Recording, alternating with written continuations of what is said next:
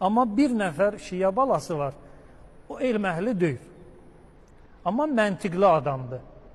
Deməli, Bəqərə surəsindən bir ayəni təvəssül haqqında götürüb, heç elm tələbələri, axundlar, xəbəri yoxdur ki, Quranda elə bir ayə var, onu tutub, indi necə tutub, necə Allah onu lütf eləyib, izahını verir və sonra da deyir, mən elm əhli deyiləm, elm əhlindən xahiş edirəm ki, bunu işıqlandırsın.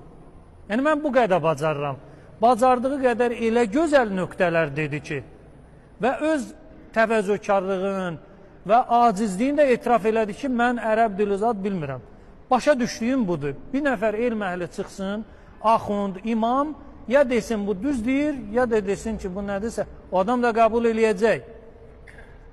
O belələri də var, o kal meyvələr də var. Hər halda. Əssalamu aleykum, əziz qardaşlar, bacılar. Gəlin sizə bir Quran ayəsi oxuyum ki, bu vaxta kimi, yəni şəxsən mən özüm görməmişəm bu barədə kimsə danışsın. Söhbət belə bundan geçsin ki, sələfilərin həm əhl-i şeyə, həm əhl-i sünnəyə atdıqları bir iftira var. Deyirlər ki, Allahdan kiminsə xətrinə nəsə istəmək bidətdir.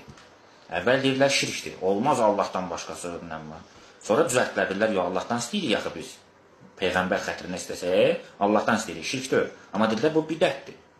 İndi gəlin görək, Quran-ı Kərim bu barədə bizə nəsə deyir, yoxsa yox. Bəqərə surəsi 89-cu ayə.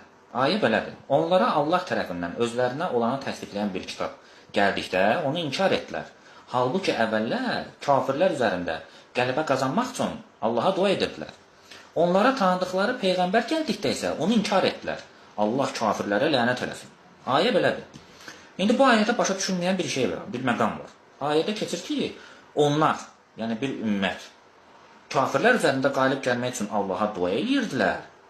Sonra isə deyir ki, onlara tanıdıqları Peyğəmbər gələndə isə həmən Peyğəmbəri inkar edərlər. Yəni, dua ilə Peyğəmbərin nə əlaqəsi var burada? Ayəni başa düşmək üçün nə etmək lazımdır?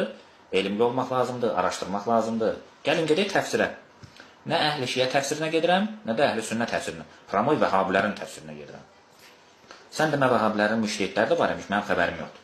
Deməli, İbnül Kəyyimi Cəvziyyə, Bədayi-ül Fəraid kitabı. Orada yazır ki, Yahudilər cahiliyyə vaxtında ərəblərlə vuruşurdular, savaş edirdilər. Onlar üzərində qalib gəlmək üçün Allaha dua edirdilər. Necə? Ya Rəbbi, axır zamanda göndərəcəyin Peyğəmbərin haqqı üçün bizə yardım elə. Allah da deyir ki, onların bu duasını qəbul edirdi. Sonra isə, hələ bizim Peyğəmbər həyatda yox idi. Bizim Peyğəmbər dünyaya gəldikdə və İslamı təbliğ etməyə başladıqda, həmən Yahudilər Peyğəmbərimizi inkar elədilər. Ayənin təfsiridir ya bu. Deməli, Yahudilər Peyğəmbərimiz hələ dünyaya gəlməmişdən qabaq, Peyğəmbərin xətrinə Allahdan dua edirdilər. Allah da onların duasını qəbul edirdi və onlar ərəblər üzərində qələbə çalırdılar, qələbə qazanırdılar. Sonra isə bizim Peyğəmbər dünyaya gələndə həmin onun xətrinə istəyirdilər. Onu inkar edədilər. Allah da onlara deyir ki, siz kafir oldunuz. Necədir?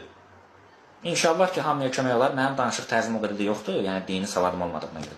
İnşallah elmli qardaşlar qoy çıxsınlar, bu ayəni danışsınlar hər yerdə. Sağ olun, var olun, Allaha əmanət olun.